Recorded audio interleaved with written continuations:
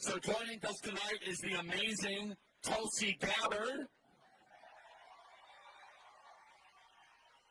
And we're going to sit here and just have a conversation about the state of the country, and then we'll be taking your questions. But I have the most important question. Who has voted already? Raise your hand. All right, we got to do better than that, everybody. And I know we're working on a voting location here on campus. We need to make it too big to rig and to vote early, everybody. We need to vote early in this state. We're going to talk about that tonight. Let's get started. Tulsi, welcome. Thank you very much. Thanks, everybody, for coming out. Aloha. For those in the audience that do not know, you ran for President of the United States as a Democrat. You were the former co-chair of the Democrat National Party. You were in the middle of the DNC world, and now you have enthusiastically endorsed Donald Trump. Tell us all about it. It all makes sense, right? For those of us who are paying attention, I first ran for office when I was 21 years old in Hawaii. I ran for a seat in the State House because I saw a bunch of politicians who cared more about the position and the power than they did about the people.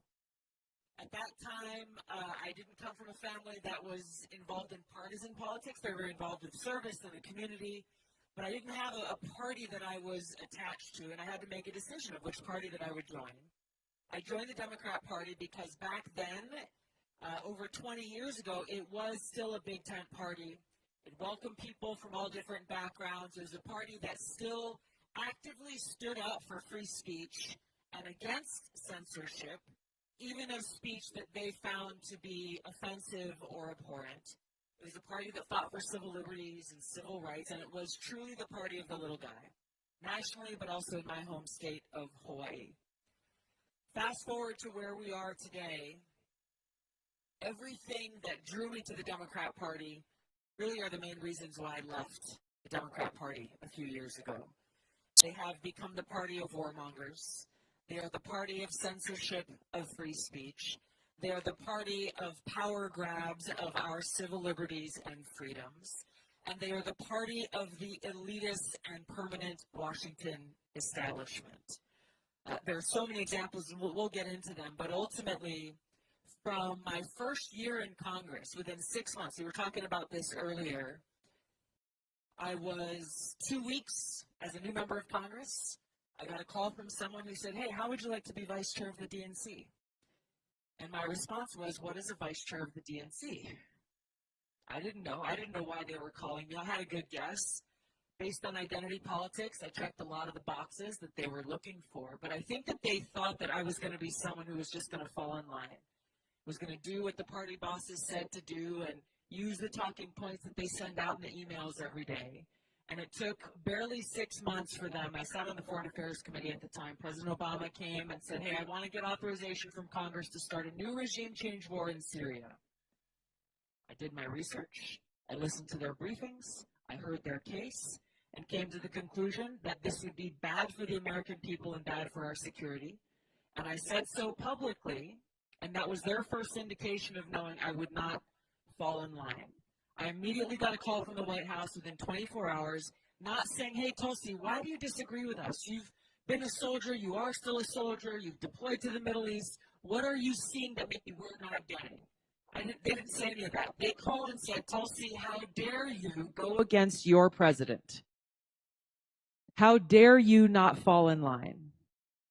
And from that point on, I think they recognized they had already put me in position as a vice chair of the DNC, that I would continue to be a voice of truth. It got to the point where I tried my best to fix the Democrat Party from within, and I realized that not only were they not interested in that, they would seek to destroy and censor and smear anyone who dared to challenge their positions and their policies.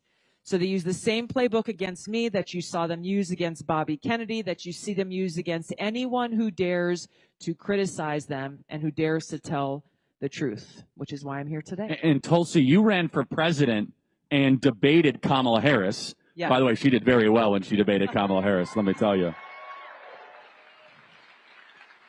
And understand this, she ran for the presidency with the same values that you hold today. And this is what's so important for those out there that might lean liberal, that might think you're a Democrat. Your values might not have changed very much, but the Democrat Party has changed a lot. And you must reconcile those two. Can you speak to that, Tulsi, that the Democrat Party has left a lot of people? Yeah, you know, Charlie, this is such an important point for, yes, those of you here, but you may be having similar conversations with friends of yours or coworkers or family members who don't know what they want to do in this election yet. They may not like any of the choices and feel conflicted about, you know, where the priorities should be placed, or feel like the Democrat Party doesn't represent you, but you're not quite sure if you belong anywhere else. We look at the Democrat Party of today, and it hurts when I really think about this, that it was once the party of peace, for example. There is not a single Democrat in Congress today who has voted against or spoken out against continuously sending hundreds of millions of our taxpayer dollars, over $1 billion at this point, to continue this proxy war against Russia via Ukraine, using the Ukrainian people's lives in what is a regime change war against Russia that is not only hurting them, but it's hurting us. We've got families in Western North Carolina right now who are homeless. They have nothing left. They are cold and hungry. And I have friends who are working right now. They have people coming to their volunteer medics saying, we've been drinking water from the contaminated lake and streams, and their esophagus is burning, and my kids are getting sick. Can you please help? And just today, we got another message that the White House sent another, $350 million to Ukraine. And yet they're telling us they have no money for people who are in Western North Carolina right now who are fighting for their lives. Their foreign policy is making us less safe and secure and closer to World War III and nuclear war than ever before. And so as you're having conversations with people, look past the party affiliation or the history or the legacy. Today's Democrat Party would be unrecognizable to someone like President John F. Kennedy. I believe it would be unrecognizable to someone like Martin Luther King Jr., who told us to look past our skin color and see each other for who we really are, our character, our integrity, our spirit. We have the opportunity in this election to shed those labels and focus on truly what is most important to us as Americans, as people, as humans, to our loved ones, and what kind of, when I say what kind of future we want in this country of freedom and peace and security and prosperity, those aren't just taglines or words that are put on a t-shirt or a bumper sticker. Nuclear war could spark at any time. At any time. So yes, we have a lot of problems to solve, but if we are in a position as we are now closer to nuclear war than ever before, there is no life. There is nothing else. That's why who we choose, all of us, who we choose, regardless of your party affiliation, your history, or what you agree or disagree on, who we choose to be our president and commander-in-chief is the most important decision that we'll make on November 5th. Amen. A couple points to that. Number one, I think we can all agree we should not send any more money to Ukraine while our own border remains wide open. Number two, why is it that the people of Western North Carolina are treated so terribly while people who break into our country get food stamps, luxury hotels, and private flights all across the interior United States? That is wrong and reprehensible. If it is sad to say, but if the people of North Carolina want help, you know what they should do? They should fly to Mexicali, break into America, declare asylum, and they'll get all the help they need. And that is a sad state of affairs. But Tulsi, I want you to emphasize a point you mentioned here. This audience is full of 18, 19, 20, and 21-year-olds. This is the audience that will be drafted into a war against Russia. This is an audience that will be involved in a proxy, not just a proxy war, but a hot war. Tulsi, you've served in our military. You've been on the front lines. When people hear, oh, nuclear war, World War III, I think there's some eye rolling. There's some, come on, that is sensationalizing things. Can you talk how serious it actually is and how immediate the threat is and how lackadaisical Kamala Harris is treating the fact that this audience could soon be drafted to the front lines of a major war against Russia? Thanks, Charlie. I want to focus on three things in this regard. You talk about the draft. How many people here have registered, actively filled out the form and registered for the draft?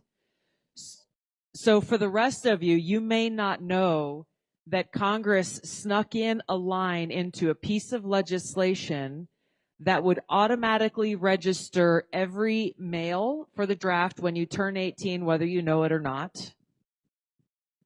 And another effort underway to make it so that women are drafted and automatically registered for the draft at 18 as well. Why would they be doing this? Why now? Why now, if not the warmongers seeing around the corner, hey, we got multiple wars that we are embroiled with in various regions around the world. They're hanging out and sharing drinks with their friends in the big defense contractors and military industrial complex. You notice as stocks may be going down in some other areas over these last few years, it's the military industrial complex. Their stocks are skyrocketing high.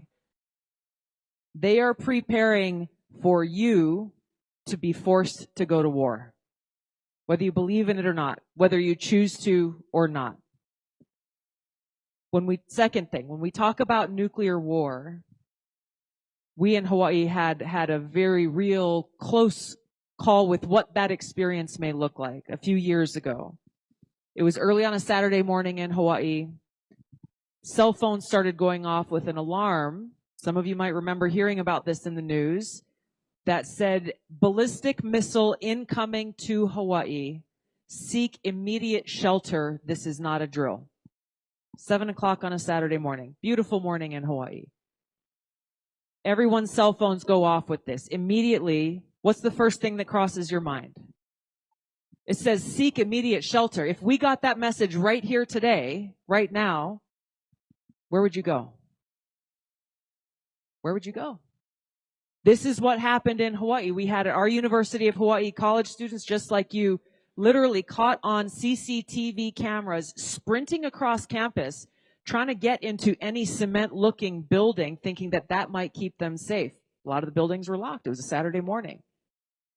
We had people who were gathering their kids and hiding in their bathtubs as though that somehow might keep them safe. I got a message from a guy who caught on his iPhone, he lowered his daughter, his 7-year-old daughter, down a manhole and said, stay down here, honey. I hope I see you again. Another parent reached out to me after and said that he was in one town on the island of Oahu where I live, and he had one kid who was 20 minutes in this direction, another kid who was 20 minutes in that direction. And for all the parents in here, you will understand maybe his feeling when he said he had to choose, we got 15 minutes until all of this is over. Which of my children am I going to? How do you make that choice? Because when that attack comes, it's over. And while it may be difficult, and I understand, to conceptualize, this is the reality that we are living in right now, today. Because President Biden and Kamala Harris recently approved long-range missiles to be fired deep into Russia, Putin and Russia responded by changing their authorities that surround their use of nuclear weapons to say if they feel an existential threat, whether it's coming from nuclear weapons or not, they authorized the first strike use. That's the world we're living in right now. It will get exponentially worse if Kamala Harris is elected. The third thing I want to say to you about Kamala Harris, you might remember if you watched the debate between her and Donald Trump, one of the most striking moments to me, there was a lot that went on there, but one of the most striking moments to me was when she chose to look into the camera at all of us and say there is not a single active duty soldier serving in a combat zone anywhere in the world for the first time in a century. And she was so proud to say that. Meanwhile, you have soldiers who are deployed to Syria right now, watching her on TV in what looked like a tent, hearing her say this, saying, what about us? What about people who are deployed to Lebanon, people deployed to Jordan, people who are deployed under fire from the Houthis in Yemen? People who've been killed under this administration. When we have someone who's asking us to give her our trust and our confidence as Americans, I can speak as a soldier who still serves. I'm a battalion commander right now. Asking for us to trust her to be our commander-in-chief. Yet she has no idea that we have tens of thousands of service members when she said that statement, as we do today, who are putting their life in harm's way in service to our country. How dangerous is it that we have a person who is so clearly out of touch or simply does not care? How do we trust her with the nuclear codes? The last thing I'll say on her with this is that the most dangerous thing, and I said this back in 2020 when we were both running for president on the Democratic ticket, the most dangerous thing that we could see as Americans is a Kamala Harris presidency where, in order to try to hide her insecurity and her weakness and her desire to prove strength, that she is a commander-in-chief, the first thing that she will do is use our men and women in uniform and the might of our military to go and try to prove that strength and suck us into yet another unnecessary, counterproductive, costly war. This is someone who cares about power, not the people, and nothing can be more dangerous for us than that. So on that uplifting note, Tulsi, exactly. Talking about nuclear war. I do want to get to some of the other issues here, and one that you really care about. Then I want to get to questions. Few people know this, but Kamala Harris and Joe Biden together, they worked very, very hard to repeal Title IX. And Kamala Harris is running to try to be the first female president, which is funny because they can't tell you what a woman is when you ask them what a woman is. However, this is very important for any Democrat out there and for you to tell your Democrat friends, which is that according to the policy, not just the rhetoric, but the policy of the current White House administration, that Kamala Harris will continue, men will be able to enter into female locker rooms, and there will be no distinction between male-female sports. That is not, is that an exaggeration, Tulsi, at all? It's happening right now. It's happening right now. This is a policy. In fact, they say that you will not receive federal dollars of tax dollars if you do not allow men to go into female locker rooms. Now, I remember a time when the Democrat Party used to say that they were defending women all the time. Well, they only say that with one issue. Well, why are they not defending women from perverts going into locker rooms that want to harm women? And if that is not persuasive enough, Tulsi, I want you to talk about where you were yesterday in Reno, which is an issue that I want Donald Trump to mention every day from now to the election. Very simple. Donald Trump believes that men should not be able to compete in women's sports, period. That men should not be able to be in women's sports. I'm sure we have women athletes here and people that believe in fairness. Tulsi, talk about the San Jose State volleyball team, and then talk about how Donald Trump will not put up with this, and Kamala Harris is enthusiastic about the destruction of female sports. First of all, isn't it just like surreal that one of the top priorities of a presidential candidate is to make it so that men and boys don't play in women and girls sports? This is the insanity of the Democrat Party that we're in today. I was in Reno last night. University of Nevada, Reno, women's volleyball team. They're in the news a little bit lately because they have an upcoming game against San Jose State. San Jose State has one of their players who is a biological male. The players on the women's volleyball team in Reno have taken a stand. The vast majority of players have said, we are standing up for fairness, equality, and safety for women in sports. We refuse to play against San Jose State. They would rather forfeit the game and take the loss because they believe in standing up for what's right. Their athletic director, the leadership of their school, came out with a public statement criticizing their own players taking this courageous stand. The school has made it clear that they will still have San Jose State go to the game. the game will still be on, and they will force their players, and they are standing strong and will not waver, to literally stand on that court and refuse to play, which they will do. I'm grateful to have been able to been there with them last night. They had a great game. They won the game. But just to thank them for their courage and to share with them the inspiration that they're giving to so many other women and girls and men and boys to take that stand and do the right thing. This is an issue that's affecting schools and families and girls across the country. It's one that, as Charlie mentioned, the Harris-Biden administration pushed this policy change of Title IX that's been around for over 50 years.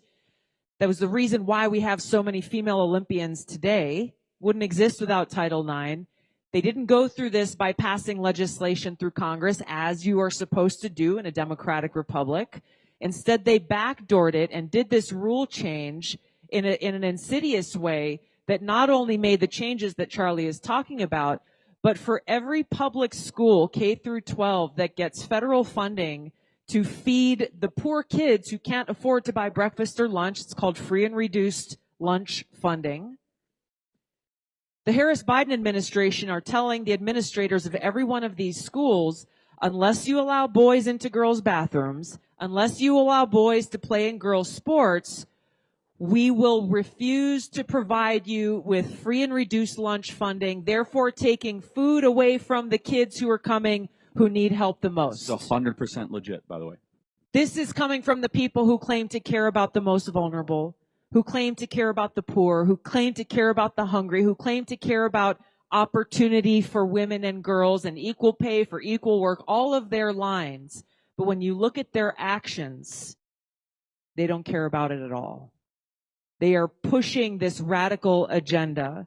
Most recent one that we're hearing about is their overt support for parents to lose their children to the government if you refuse to abide by gender-affirming, quote-unquote, care and pronouns. They want the government to be able to take your child away from you if you don't call the child by the pronoun that they want you to call them.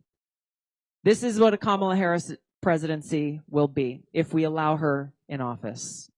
So one final topic here, then I want to hear from the audience, is there's an amazing thing happening, everybody, and I hope you guys understand it and are able to take pause and understand you're living through history. That there's a realignment occurring. And there's very few realignments in American political history. A realignment is where all of a sudden constituencies realize that their values are better fit with another political party and things start to change in real time.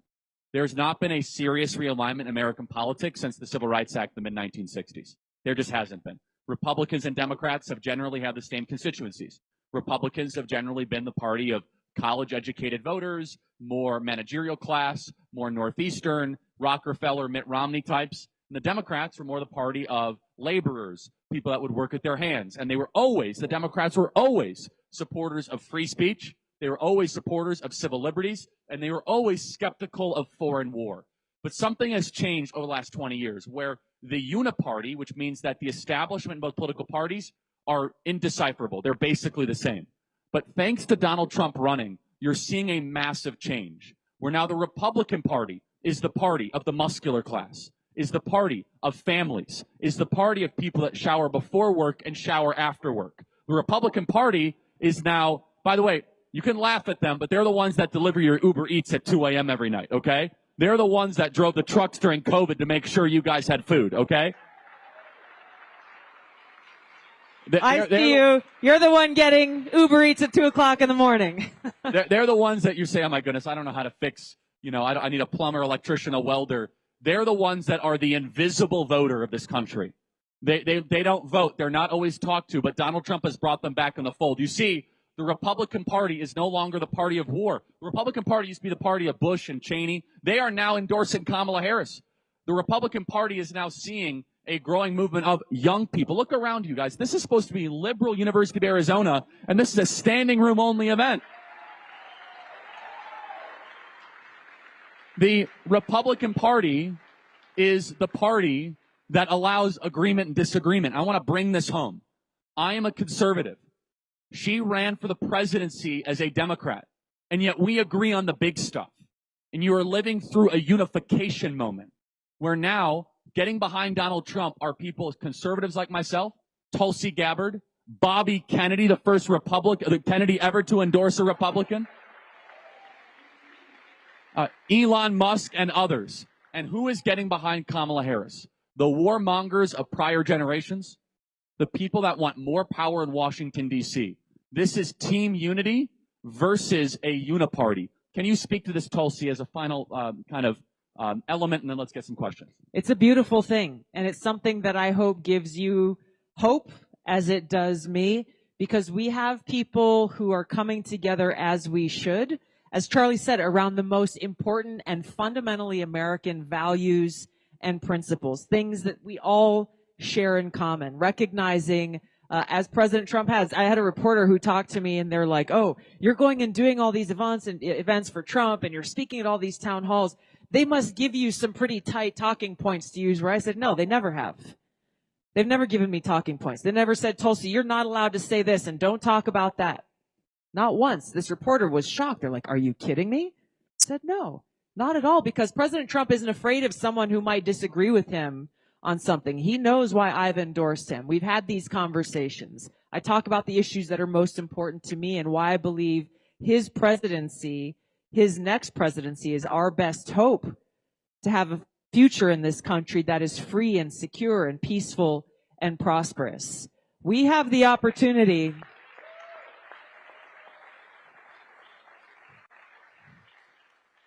in an incredibly divided country. We have the opportunity to come together as Americans and bring about the most significant historic change in a government that is so deeply corrupt. Through electing Donald Trump, he cannot do it alone. He cannot do it alone. And for my friends, and I hear from them who are skeptical, they're like, Tulsi, how do you know that you're not going to have neocon warmongers in a Trump administration like there was last time? Well, don't take my word for it. Look at the fact that he has asked both Bobby Kennedy and I and others to serve on his transition team to make sure that we get the people in those positions,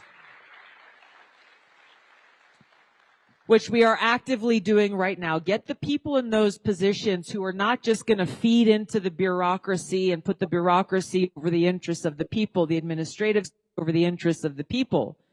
Put people in these positions from top to bottom who are interested in the best well-being and interests of American people first. Not people who are looking for their next job in Washington or looking to write some tell-all book. People who are passionate and experienced. They care about peace. They care about securing our border. They care about the things that we all share most in common. This is what I am excited about. This is what over these next 20 days I hope you share with those in your lives who might need a little bit of convincing. We can bring about a government. I really believe this. We can bring about a government that our founders envisioned, that is truly of the people, by the people, and for the people.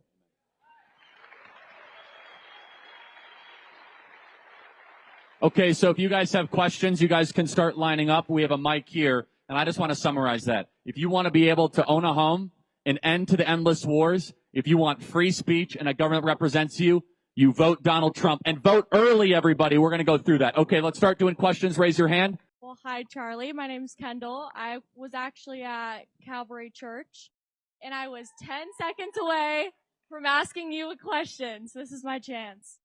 I feel like I could speak collectively for all of us as a generation, a community, when I say that it's discouraging to live in this generation right now. So my question for you is, if you could choose one message of faith to tell everyone, what would it be? Well, thank you for that. One message of faith would be really simple. There is a God and you are not him. And that God loves you so much that he sent his son, Jesus Christ.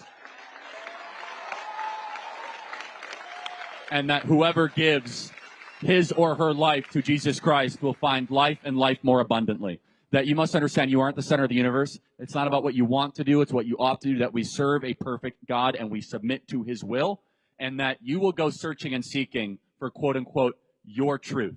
And you will end up in a very dark place, most likely. As soon as you realize that there is a divine order, that there's a cosmological truth above all of it, then all of a sudden life starts to have more meaning. You start to realize why you are here. You realize that you're not just a random clump of cells bouncing around University of Arizona, that you are created in the image of the divine, that you have a purpose, that there is a plan for your life, and that comes with obligations, responsibilities, and a destination. If you want to end depression, anxiety, suicidal ideation, you want to end what's happening in this country, yes, we could talk about mental health all you want, but it is a spiritual sickness in this country at its foundation, and we need to have people give their life to Jesus. Thank you so much.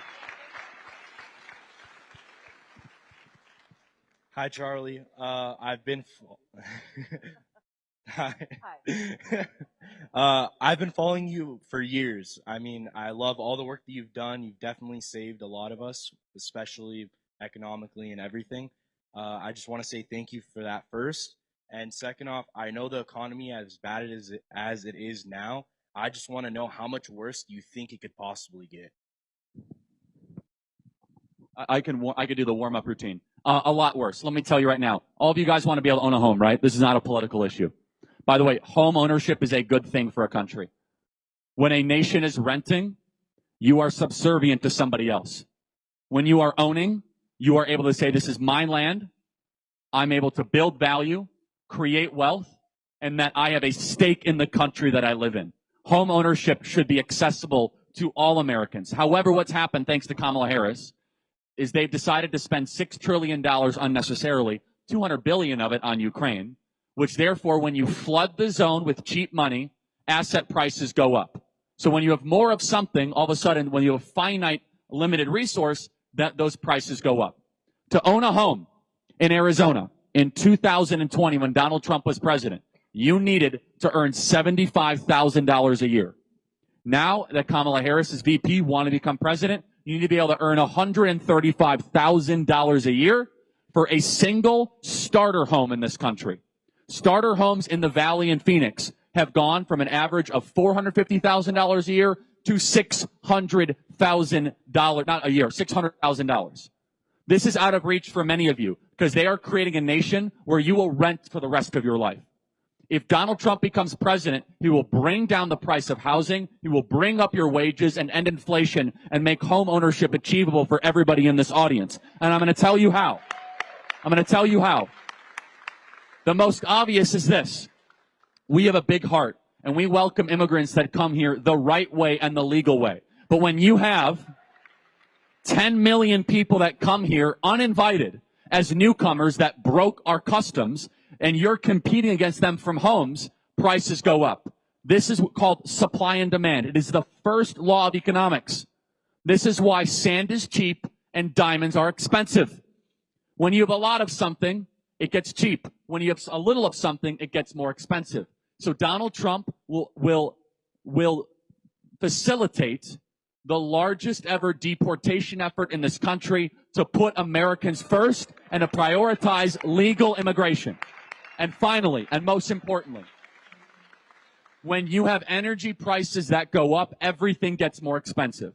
It gets more expensive to get the lumber to go build a home, more expensive to get the windows there.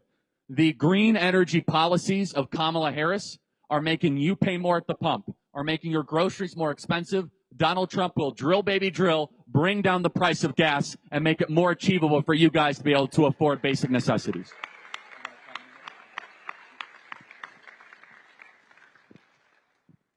We need a president who understands how the economy works. First sign of how things could get much worse, when you look at the last 3.5 years and how Kamala Harris and Joe Biden and all of their spokespersons have been patting themselves on the back for years, saying how great Bidenomics is, as the cost of living has gone up, as inflation has gotten worse, as the dollar is worth less and less. They refuse to listen to you and understand the reality of the struggles of your life, and instead look at each other and say, well, gosh, if only the American people knew what a great job we were doing, then we would be more popular. If only we messaged this differently, everything would be better. They are so far out of touch with the reality of our everyday lives. That should be warning sign number 1. Warning sign number 2, their answer is to print more money without any care or regard for how it impacts us today and how it will impact us for generations to come. The biggest suspense that we have is money going over to places like Ukraine. They just sent another couple $100 million yesterday. We look at Kamala Harris's solution to many of the challenges that we've brought up today and that Charlie has talked about. Housing, for example. What's the solution? Oh, well, I'll just give you $25,000 to put towards a down payment. You talk to any realtor, and I've talked to a lot, or you find them on social media, every single one says all that's going to do is drive up the cost of housing. They say, okay, you're getting 25 grand from the government. Cool. We can jack the price up another 50 grand. It will do nothing. You hear about her latest, Black economic opportunity agenda that she just put out yesterday. What's the first thing? That she wants to give out $1,020,000, 100% forgivable loans to Black entrepreneurs. What's a forgivable loan? A loan means you pay it back, right? Which, by the way, they're saying about all the money to Ukraine as well. That money is not getting paid back. Her answer to everything is print more money, hand out money, whether it's for forgivable loans or to pay off other people's college debts, not recognizing or understanding the direct implications of that and how much worse it will make our economic environment. Thank you so much. And just said succinctly to your question that I didn't answer, she will lead us into a Great Depression, the likes of which is hard to comprehend. We're about to hit some very, very tough economic waters. You guys are feeling it right now. It'll get really bad. Only Donald Trump can save us from that. Thank you so much. I appreciate it. Hi, I'm a freshman here at the U of A, and I have a very, my roommate is born and raised as a Democrat, and we obviously have very different views. We normally just avoid the topic, but as we're getting closer to the election, I really don't think that is something that I can do anymore. What do you recommend I bring up, and how do you recommend I handle this situation? And do you also have any good talking points that would spark her interest in learning more about the conservative movement?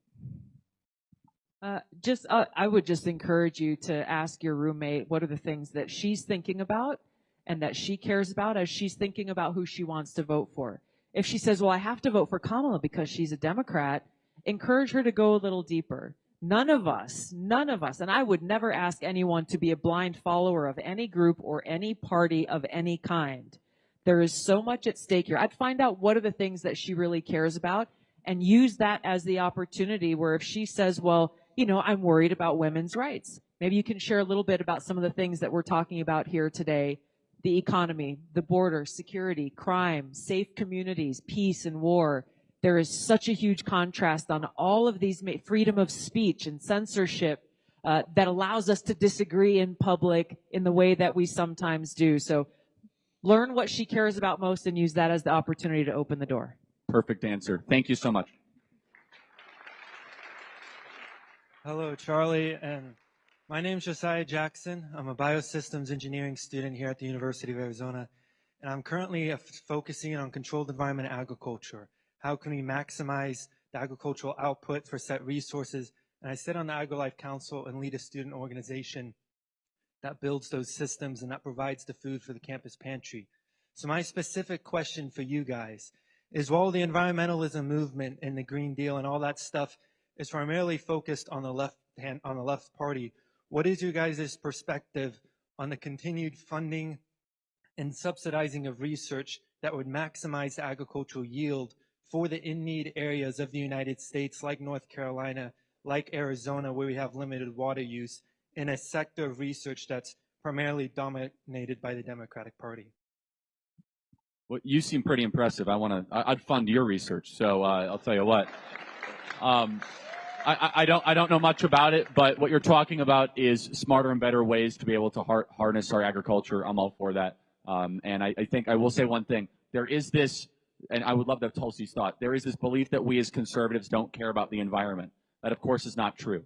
We love the environment. We also love people, and we believe that people exist in the environment, and that when there is a decision to be made of people get harmed because you want to have some unknown Delta smelt survive in Central California, then that's not good for people. However, it's important to know that Donald Trump's record on the environment is one of his wins that does not get credit. In fact, carbon emissions went down during the Trump administration. Natural gas exploration went up, which is very, very good for the environment. Donald Trump believed in free market principles that allowed more entrepreneurs to invest in cleaner and more renewable ways for us to do energy. He just did not believe in a heavy hand of subsidies to do it. Do you want to talk about that, Tulsi? The farm bill that goes through Congress every 5 years is one of the most massive pieces of legislation that gets through, and it covers so much, unfortunately, that very little has to do with how do we better grow healthy food to feed Americans in our country. I'll give you one quick example, because this was one of the first votes that I took as a member of Congress in 2013 when the farm bill was coming around, and I was shocked that we had to vote on this. But there was an amendment to the farm bill that came through that would have allowed frozen pizzas to qualify for the fruit and vegetable nutritional requirement in the food pyramid in our public schools. I thought this was like a prank or something. I was like, are you kidding me? So we're going to vote to have frozen pizza meet the fruit and vegetable requirement. But this is the kind of thing that gets into the farm bill that benefits, obviously, some of the biggest mass-produced food corporations that are more interested in profits and don't care about the fact that they're poisoning people. So this is something that Bobby Kennedy is very focused on in the Make America Healthy Again movement, of growing healthy food to feed people so we can have a healthy America again. Thank you so much for what you're doing. Hey there, good evening, Charlie and Tulsi. I'm Arturo, I'm a sophomore here at the U of A. And in these last 2 years, I've been really invested into politics, getting to know more about politics. I even thought about going into a career into politics as well.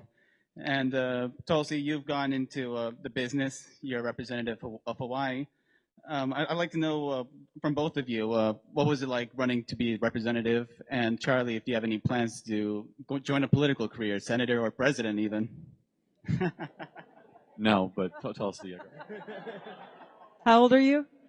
I'm 19. You're 19. So I was 21 when I first ran for office. I've been in and out of different public offices. My goal was never to have a political career or a business, so to speak. Really, my heart is committed to finding ways where I can best be of service to God and to the people of this country. And when I was 21, that's where I saw the opportunity to do that. I ran for Congress when I was 31 after I'd been deployed twice to the Middle East with the Army. I've been told throughout my life so many times, you're too young, you're too inexperienced, why don't you wait 20 years and then go back and try again? And respectfully, with all of the aloha in my heart, I would smile and say thank you.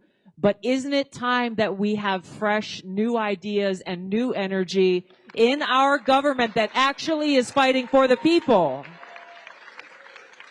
So the one piece of advice that I always share with anyone who's thinking about running for office, whether it's the Board of Education or state legislature, or Congress, or president, you don't have to go to an Ivy League school. You don't have to check some artificial boxes that some political pundit tells you have to check. What's most important is your motivation, what's in your heart.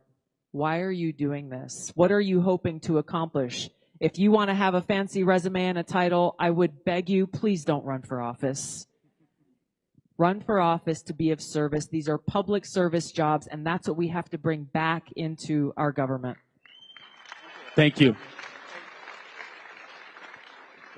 Bring it up. Yes, I'll sign the book. Yes, your question. Hey, Charlie, my name is Jacob, and my question for you is, do you touch paper receipts, and how can I avoid this wave of estrogen spreading among young males? I mean, you're half trolling, but like, I try to not have any estrogenic, let's just say, forces on my body. But yeah, what about paper receipts in general? Like, what are your thoughts? I actually never take a receipt, so. Okay. But not for the reason. I just try not to take them. I don't know. Great. Thank you. Next question. Thank you. Tucson. It's always something. Yeah.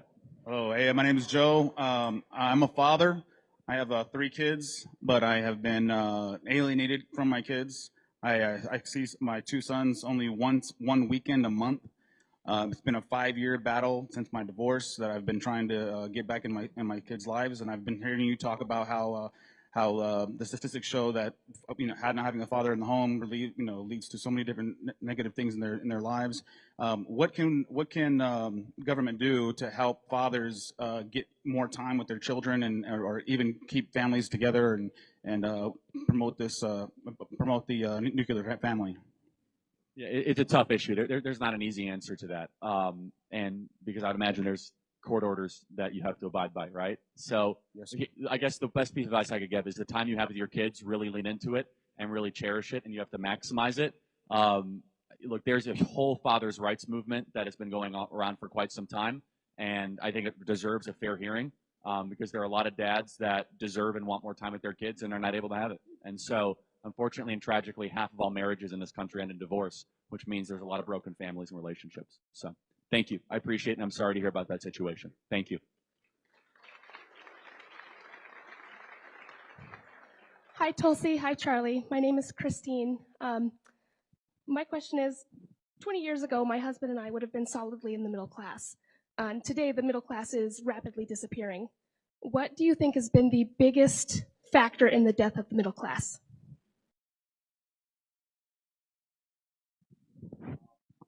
There's a couple things. The first of which, and this actually supersedes all the others, you have leaders that don't care about you.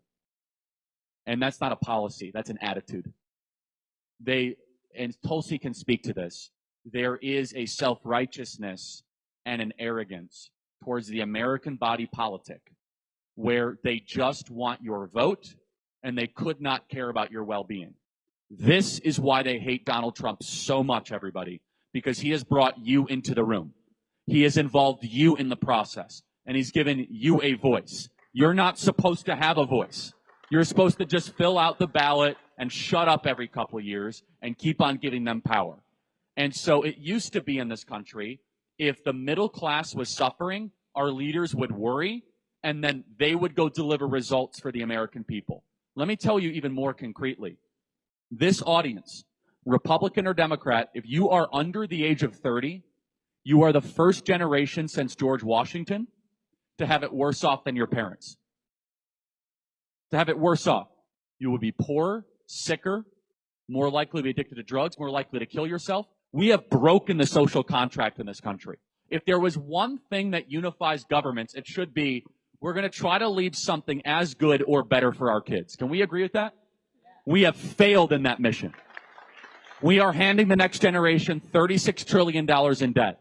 10 million foreigners that we don't know who they are in just the last 4 years. We have 2 proxy wars going right now and looming nuclear war. Young people cannot afford homes. Grocery prices are out of reach. The social contract is broken because the leaders don't care. Now, I could go deeper into policy if you'd like, but that is the fundamental through line as to why you are now part of a vanishing middle class. One thing that goes along with that arrogance that you're seeing largely from the Democrat elite in Washington is this idea that, well, we know what's better for you than you do for yourselves, for your family, and for your kids. So let us make the decisions. Let us tell you what you're allowed to say and do. Let us tell you how you're supposed to raise your children. Or better yet, just let the government do it and you just step aside. I've had, when I was in Congress, a number of people would come in and talk to me and meet with me and warn me about this rise of populism that was happening during President Trump's first administration.